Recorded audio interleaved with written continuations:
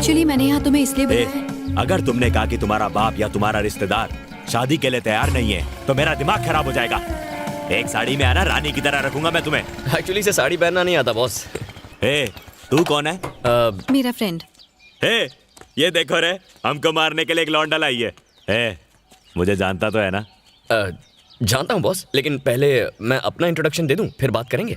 क्यों, तू यहाँ का डॉन है क्या? चल जा। बस 2 मिनट लगेंगे। चल ठीक है। सौम्या, उल्टी घूम जा और 10 तक गिनो, पीछे पलट के मत देखना। जा।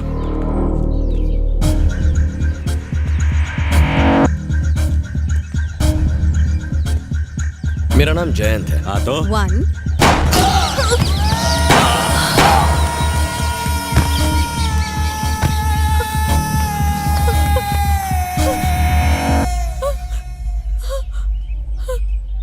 ये क्या कर दिया? मार डाला तुमने इन्हें। हाँ तो मेरी गर्लफ्रेंड को कोई सड़क छाप गुंडा तंग करेगा, मैं शांत रहूंगा क्या? मैंने इन्हें ही शांत कर दिया, अब हमारे बीच कोई नहीं आएगा। तुम भी मुझसे प्यार करते हो? Same, love at first sight. अब से याद रखो, कोई भी तुम्हें जरा भी तंग करे तो तुम्हारा फियांसे उन्हें सीधा कर देगा, ठीक है ना? क्या है यार सौम्या, तुम्हारे लिए 3 लोगों का खून कर दिया, तुम हंसोगी भी नहीं क्या? मुझसे प्यार करती हो ना? तो मुझे आई लव यू कहो ना।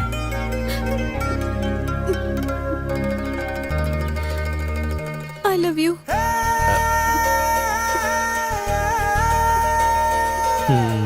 ओके, जाओ जाओ।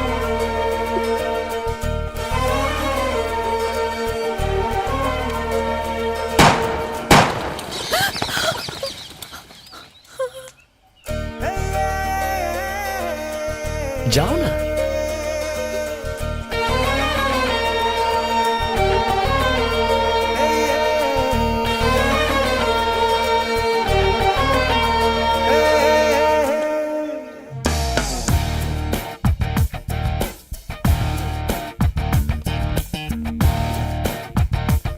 You know her. हेलो, तुम्हारे लिए जूस ऑर्डर किया है, तुम और कुछ लोगे? और कुछ नहीं, ये ठीक है।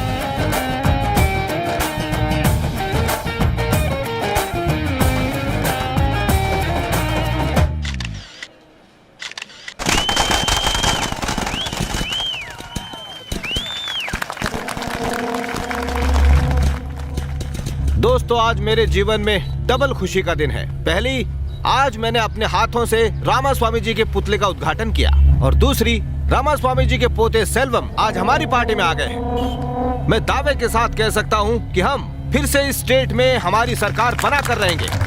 सब इंस्पेक्टर एल्बर्ट के मर्डर केस में पुलिस आरोपी भवानी शंकर के खिलाफ कोई पुख्ता सबूत अदालत में पेश नहीं कर पाई है। सबूतों के अभाव, गवाहों के बयान और वकीलों की जिरह सुनने के बाद अदालत भवानी को बाइज्जत रिहा करती है।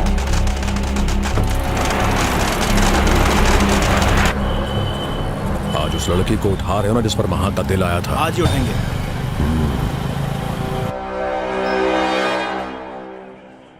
राइट में जो आदमी है उसी ने मारा है महर्षि को। इसके बगल में जो खड़ा हो तो ठाकुर पुलिस स्टेशन का कांस्टेबल है। तुम्हें पक्का पता है? हाँ सर। राजेश, जीप निकालो।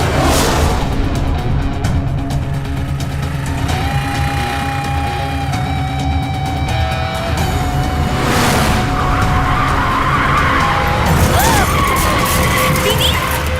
दीदी! दीदी! जय, भवानी का फोन है, बात कर। हेलो। ए शाने, मैं जानता हूं तू कौन है। तेरी छमियां मेरे पास है, अभी के अभी सेल्लूर मिला जा। मैं आ रहा हूं। सब ठीक है ना? भाई हमसे मिलना चाहते हैं। तुम चलोगे साथ में? सुपर, एकदम सुपर। हे, लेकिन पिछली बार की तरह लोचा मत कर देना, डील एकदम फाइनल करना। चले? चाबी दे। ये ले।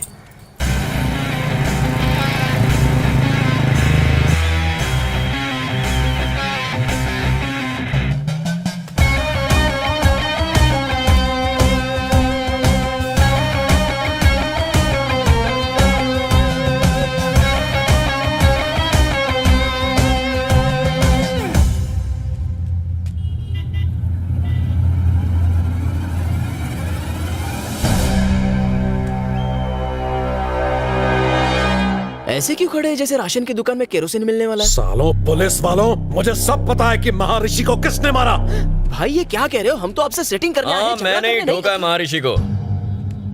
नहीं। ये सब कब और कैसे हुआ?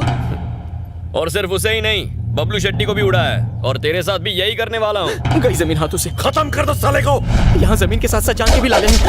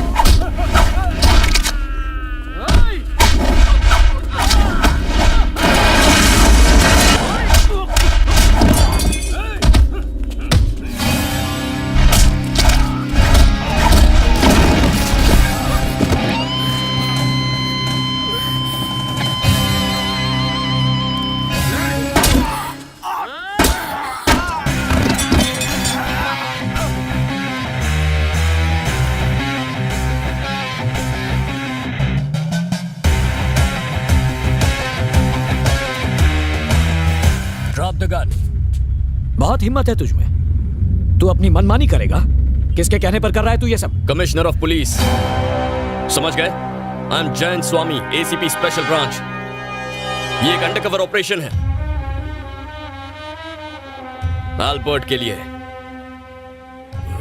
आम इंसान को गुंडे तंग करें तो उन्हें भी पुलिस छोड़ती नहीं है। इसने तो पुलिस को मारा है, तो हम इसे जिंदा कैसे छोड़ सकते हैं?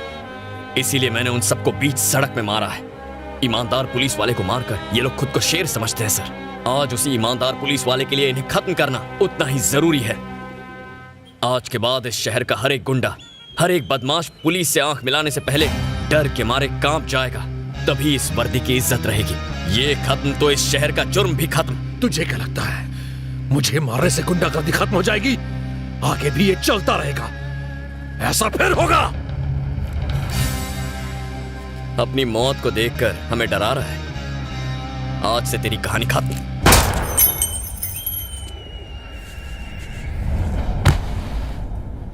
चाहे कोई भी सामने आ जाए, उसका अंजाम यही होगा।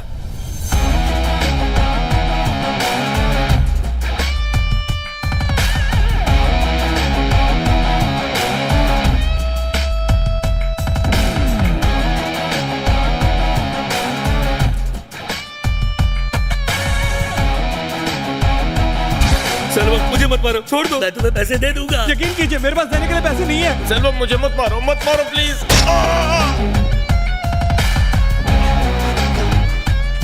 लाल भाई, इस बैग में 2 खोखा माल है। लगता है सबकी बुरी तरह से बजी पड़ी है। शहर के सारे बिजनेसमैन को फोन लगा पक्या। अभी बहुत माल आने वाला है।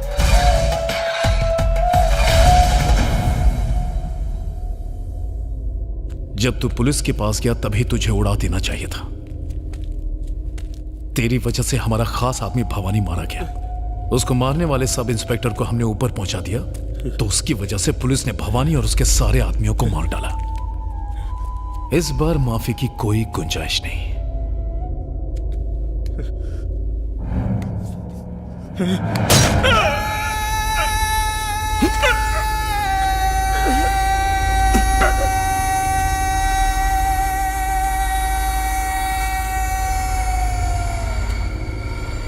जिस पुलिस वाले ने भवानी को मारा है वो अब जिंदा नहीं बचना चाहिए।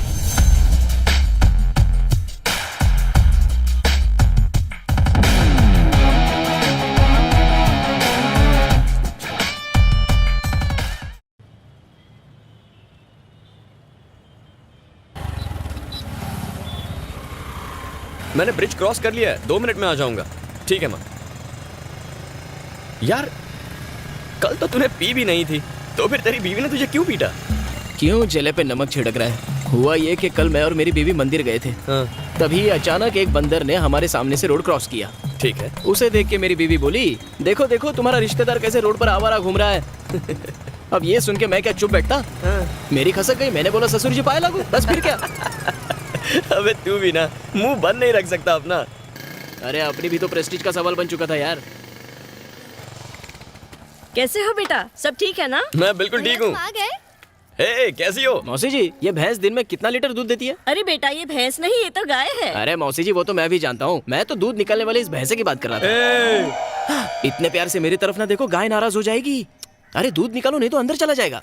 12वीं के बाद 5 साल तू हॉस्टल में रहा, उसके बाद के 5 साल ट्रेनिंग और नौकरी की वजह से हमसे दूर रहा।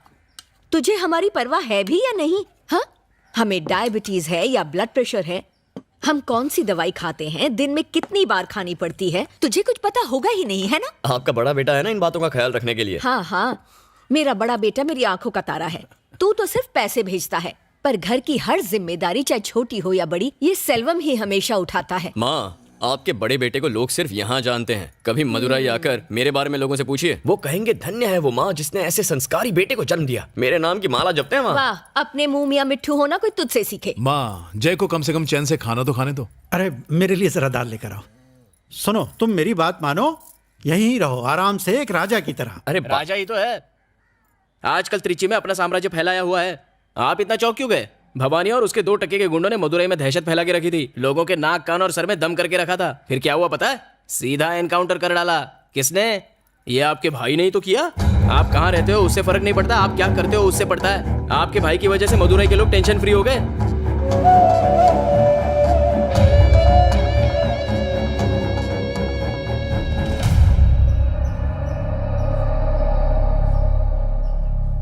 मेरे दादा रामास्वामी एक फ्रीडम फाइटर थे।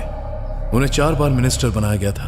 एकदम ईमानदार और नेक आदमी थे। पुलिस स्टेशन में तुमने मेरा नाम क्यों लिया? इसलिए क्योंकि परम मेरा अच्छा दोस्त है, उसे छुड़ाने के लिए। नाम कमाने में इंसान को सालों लग जाते हैं, पर उसी को मिट्टी में मिलाने के लिए 1 मिनट भी नहीं लगता। मुझे माफ कर दीजिए पिताजी, आज के बाद मैं अपने मतलब के लिए कभी आपका नाम इस्तेमाल नहीं करूंगा। उसके बाद से मेरे पापा ने खुद को पॉलिटिक्स से दूर रखने का फैसला किया। मेरे दादा के गुजर जाने के बाद कई पॉलिटिशियंस ने मेरे पापा को उन्हें सपोर्ट करने को कहा, पर उन्होंने मना कर दिया। क्या मैं बाहर वाला हूँ जीजाजी? आपके पिताजी के बाद क्या हम में से कोई पॉलिटिक्स में नहीं जाएगा? मुझे माफ करना चिन्ना, मैंने अपने पिता से वादा किया था कि मैं पॉलिटिक्स में कभी नहीं जाऊंगा।